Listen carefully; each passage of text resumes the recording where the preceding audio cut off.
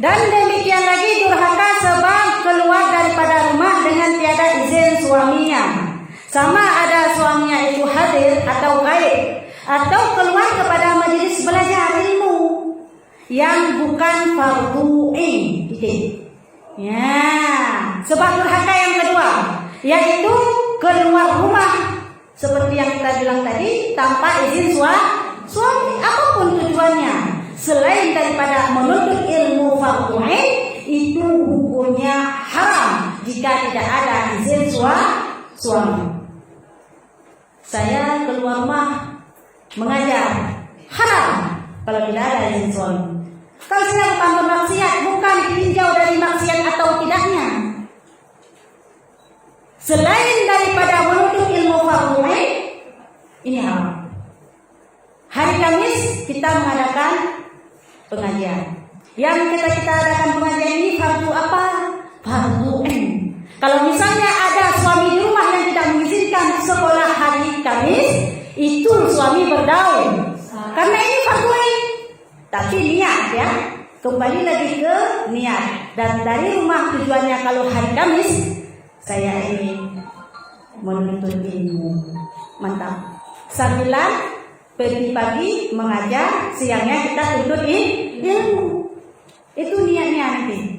Tiap hari Kamis, ya, tiap hari Kamis. Kalau suami melarang misalnya di hari Kamis, beda di romi, beda. Hei, saya tuntut ilmu ini tak ada abutnya. Fardu ain tidak boleh suami melarang. Kalau dia larang, maka dia berdosa. Karena yang kita tuntut ini ilmu fardu ain. Kitab ini fardu ain untuk perempuan khusus. Ini juga fardu ain. Ya, kifayah juga fardu ain masalah fikih. Ini catatannya bagi suami yang tidak pandai agama. Punya ustaz ilmu maksud tengku ustaz. Tidak boleh kita keluar rumah menuntut ilmu fardu. Kadang ada di rumah ada suami yang mengajar, karena kewajiban mendidik istri itulah suami, kewajiban suami sebenarnya. Kalau ada suami yang tidak sanggup, maka tidak boleh melarang istri itu keluar rumah menuntut ilmu fardu ain.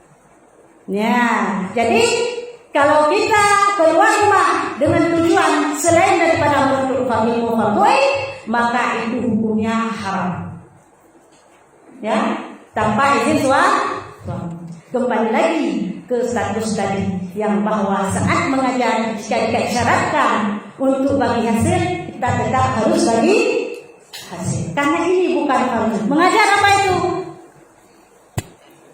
Kepentingan pribadi untuk mendapatkan biaya lebih dalam hidup. Misalnya suami nggak sanggup seperti yang saya bilang tadi ya, nggak sanggup untuk membeli bedak kita yang mahal-mahal. Sebenarnya dalam Islam beli bedak suami istri itu kewajiban suami. Apapun yang dia pakai, Pumai Baby, Johnson, itu wajib atas suami. Suami wajib. Apalagi misalnya kebutuhan pakai apa itu namanya, yang cilak-cilaknya. Sekolah atau namanya apa? Itu juga kewajiban suami. Membeli pakaian, kewajiban suami. Wajib atas suami yang paling miskin. Yang paling miskin membeli baju baru untuk istri dalam setahun 2 kali. Ini wajib. Ada hanape payah tumpah yang dan untuk belum wajib istri, aturan dalam Islam. Sebenarnya sangat besar tanggung jawab suami atas istri. Tanggung jawab kita cuma menghadap wadai laki, tapi yang lain hana ada orang kiamat yang disiksa apabila kamu melakukan salah suami. Tapi hana ada. Sebenarnya posisi istri ini sangat beruntung. Makanya jangan pernah terbesit dalam pikiran yang bahwa hukum Allah tidak adil. Kenapa? Allah mengatakan dalam Al-Quran, "Fankihu ma tabalakum mathna wa thulatha wa ruba'." Kenapa mesti ayat ini untuk laki-laki? Kenapa tidak boleh atas perempuan? Ini adil. Allah telah memberikan syariat untuk kita, syariat yang paling adil. Banyak alasan kenapa, nanti kita bahas pertemuan yang akan datang, kenapa Allah mensyariatkan atau membolehkan suami menikah lebih daripada 4 dan istri cuma 1, tidak boleh lebih. Suami boleh poligami, istri tidak boleh poliandri. Kenapa? Aturan Allah sangat adil. Seadil-adilnya, jangan pernah menuduh bahwa hukum Allah tidak adil. Jika ada tuduhan seperti ini atau jika ada terbesit dalam pikiran hal tersebut, maka kafir. Ya, kafir. Kenapa? Karena kita menafikan ayat Al-Quran. Ini ayat Al-Quran. Ya, jadi menyena dari tangga yang nalakoi, jok lakoi, kayak kapakah pelakon. Pelakon itu khusus adalah yang keluar dari mulut-mulutnya orang munafik. Baik pernah ke rumah kedua pelakon. Yang begitu lagi adalah mulutnya orang munafik yang melanggar, yang melarang akan suami nikah lain dan menafikan ayat Al-Quran. Jadi mereka sadar bahwa Allah mengizinkan suami kita atau seorang suami nikah lebih daripada 1, tidak akan pernah terucap dalam pikir kita kepada perempuan kedua adalah pelakon. Tidak perlu tahu ya. Rata-rata saya kaum lain yang pelakon ya. Nanti male-male pelakon ya. Tidak boleh kita tuduh seperti itu. Ini aturan Allah. Tidak ada lagi saya dengar nanti guru yang ada di sini mengucapkan kata-kata pelakon. Ya?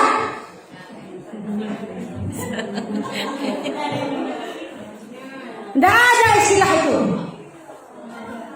Itu hanya asumsi daripada kaum munafik, ya, yang membuat, yang didorong wanita-wanita muslimah untuk tidak lagi mengizinkan suami nikah lebih daripada 1. Ya, jadi jangan pernah keluar kata-kata pelakon untuk istri suami kita yang kedua atau yang ketiganya. Karena ada aturan dalam Islam. Karena menurut perspektif persepsi pelakor ini adalah kata-kata yang tidak baik. Ya, betul ya. Seolah-olah dia itu membuat rumah tangga orang kacau dan mengambil suami orang, kan tidak baik itu. Ya, itu kan? Itu tidak benar dalam hukum Islam. Ya. Soal suami nikah lain diizinkan dalam ayat-ayat Al-Quran yang saya bacakan tadi. Bukan hadis. Kalau hadis oke lah. Kenapa oke? Mungkin itu hadis dhaif. Mungkin itu hadis maudhu. Mungkin itu hadis hasan. Boleh. Tapi kalau hadis sahih tidak boleh. Ya. Tapi yang saya bacakan itu bukan ayat, bukan hadis, tapi ayat membolehkan. Jadi seorang istri tidak boleh marah dengan syariat Allah. Ya, kembali lagi ke sini. Nah, jadi seorang suami tidak boleh melarang istrinya keluar rumah tanpa seizin suami. Jika suami itu keluar maka ia nyusul selain daripada menuntut ilmu farduin. Titik. Ya. Maka tiada durhaka ia keluar karena belajar hukum haid. Ya, jadi belajar hukum haid ini hukum farduin. Kalau hana kata orang tanda haid, hana kata orang tanda nifas, maka ibadahnya sah. Karena haid dan nifas merupakan mani. Hukum wadhi yang mani. Karena hukum Islamnya ada 2 secara garis besar dalam ilmu fikih, dalam usul fikih. Yang pertama hukum taklifi, hukum Islam ya. Yang kedua hukum wadhi. Dan hukum taklifi adalah 5. Wajib, haram, mubah, makruh, sunat. Ini hukum taklifi. Sesuatu hal yang merupakan anjuran atau larangan Allah itu namanya hukum taklifi. Yang kedua hukum wad'i. Hukum wad'i syarat 5 juga. Syarat, sebab, manik, sah atau sahih, fasid. Yang hukum wad'i. Ya, jadi untuk kita melakukan hukum taklifi, perintah atau larangan Allah, kita mesti melewati hukum wad'i. Ini bicara usul fiqh betul. Tanpa kita melewati hukum wad'i, maka nanti akan berefek kepada hukum taklifi, sah atau fasidkah, sah atau tidakkah. Jadi belajar ilmu haid, masalah haid, nifas, ini hukum wad'i, manik. Apa itu manik? Penghalang. Contoh, Allah mewajibkan kita sembahyang sehari semalam 5 waktu. Itu hukum apa? Hukum apa? Taklifi. Langsung perintah daripada Allah. Aqimus shalah atau zakat. Perintah langsung. Dirikanlah salat sehari semalam 5 waktu. Taklifi. Wajib atau mustahab. Jadi untuk melakukan perintah ini kita mesti memperhatikan hukum wad'i. Apa itu yang pertama tadi saya bilang? Syarat. Untuk sahnya salat kita mesti melakukan hukum wad'i, yaitu melakukan syarat sebelum masuk salat apa yang kita harus kerjakan, yaitu antara lain wudu misalnya. Sahkah kita salat tanpa wudu? Tidak. Jadi kita harus memperhatikan hukum wad'i syarat. Kita harus memenuhi syarat, yaitu harus berwudu supaya sahnya hukum taklifi yang diperintah oleh Allah itu salat. Setelah itu hukum wad'i yang kedua, sebab, masih dalam seputaran salat.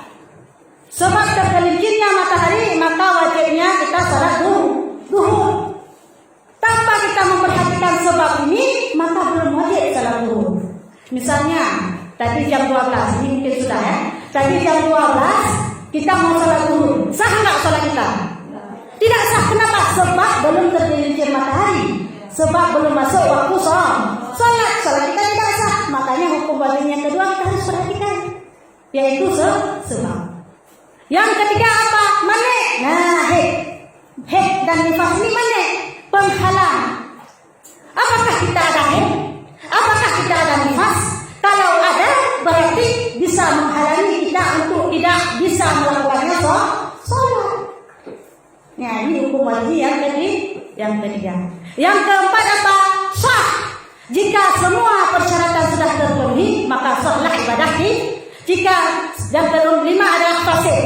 Jika semua persyaratan pada hukum wad'i tidak kita perhatikan, maka fasidlah atau tidak sahlah ibadah kita.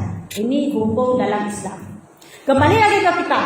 Jadi haid dan nifas ini merupakan hukum atau fardhu ain yang harus kita pelajari setiap wanita, karena inilah yang merupakan hukum wad'i untuk kita sah atau tidaknya melakukan hukum taklifi daripada Allah. Faham ya? Faham ya? Dan sekalian ilmu yang fardhu ain, tetapi wajiblah atasnya keluar supaya belajar dia akan segala fardhu ain. Nah, ini kebalikan daripada itu ya. Kalau kita tidak mendapatkan ilmu atau didikan daripada suami, maka wajib kita keluar rumah untuk menuntut ilmu fardhu ain. Itu masalah ibadah, masalah haid, masalah nifas dan sebagainya. Dan haramlah atas suaminya menikah istrinya daripada keluar, karena ia hendak menuntut fardhu ain jikalau tiada ia ilmu. Nah, catatannya, kalau suami itu tidak ada ilmu, maka tidak boleh atau haram seorang suami melarang istri keluar rumah menuntut ilmu fardhu ain. Tapi kalau dia ada ilmu, maka wajib seorang istri untuk tidak keluar rumah. kebalikan. Kenapa? Karena ada suami yang mendidik. Kewajiban mendidik adalah yang pertama sekali suami. Seperti halnya kita mendidik anak. Kewajiban mendidik anak yang pertama adalah suami, laki-laki atau ayah. Selanjutnya adalah ibu atau istri. Ini aturan dalam mendidik anak. Jadi kalau misalnya ada suami yang tidak peduli akan pendidikan anak, maka istri wajib turun tangan. Istri wajib mendidik. Tapi kewajiban mendidik istri adalah suami. Kewajiban mendidik suami adalah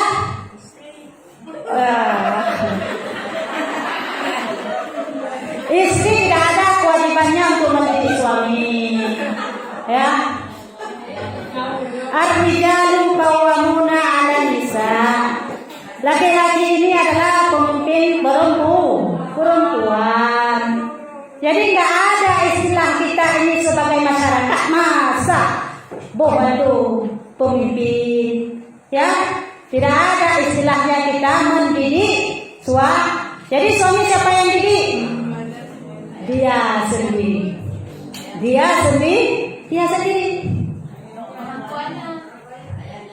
Ini ya, misalnya orang tua yang sudah meninggal. Ya, sebelum balik,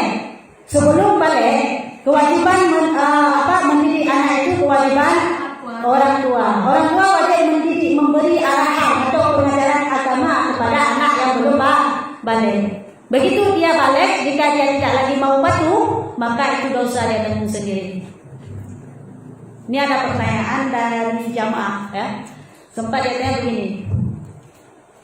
Hukum seorang istri yang berdosa, ya, misalnya boleh jadi nusyuk kepada suami, tapi orang tua si istri tersebut sudah meninggal. Yang jadi pertanyaannya, apakah dosa anaknya tersebut yang nusyuk itu akan disiksa orang tuanya yang sudah meninggal? Ini yang jadi pertanyaan. Itu tidak akan disiksa orang tua yang dalam kubur, tetap tanggung jawab si perempuan ini sendiri. Kenapa begitu? Tidak ada istilah efek daripada dosa anak kembali kepada orang tua karena anak itu sudah berakal. Jadi bagaimana statusnya mendidik tadi? Yaitu sebelum balik. Di akhirat nanti, jika misalnya si istri ini, ayah ini atau orang tua ini mau dihisab, itu tetap dihisab anaknya yang tadi. Bagaimana adakah engkau mendidik anakmu saat dia tidak ada? Berarti dosa anak tersebut ditimpakan kepada ayah. Kalau dia tidak mendidik. Tapi kalau dia sudah menikah, misalnya ada dididik, ya, naga jodoh pada mata dunia. Kebetulan kami gayoknya inkawil sinonyo oleh mengkawil berbuat kesalahan sehingga dia membuat dosa, membuat dia nusyuk kepada suami. Adakah efek untuk orang tuanya? Tidak. Orang tuanya tidak akan disiksa sebab dosa si anak ini kepada suami. Yang disiksa dia sendiri. Terus tanggung jawab kapan? Dihisabnya dia kira nanti orang tua itu saat anak ini adalah dipertanyakan adakah mendidik dia di saat sebelum balik? Tidak ada. Disitulah nanti diambil segala kebaikan diberi untuk anaknya dan segala kebaikan anak diberi kepada orang tuanya. Dalam kitab ini ada dijelaskan nanti. Tapi bukan di luar, di dalam masalah itu. Nah, jadi kembali lagi ke sini. Seorang suami adalah wajib melarang istrinya keluar daripada rumah jika ia mampu memberi pendidikan agama. Ya, jika ia mampu memberi arahan agama, hukum-hukum agama kepada istri. Dan seorang istri pun tidak boleh keluar mencari ustaz lain. Ya, tidak boleh tidak menolak kudeh mendapat majelis taklim. Tidak boleh begitu. Kalau suaminya mampu. Ada pertanyaan? Ya? Nggak ada, kita lanjut.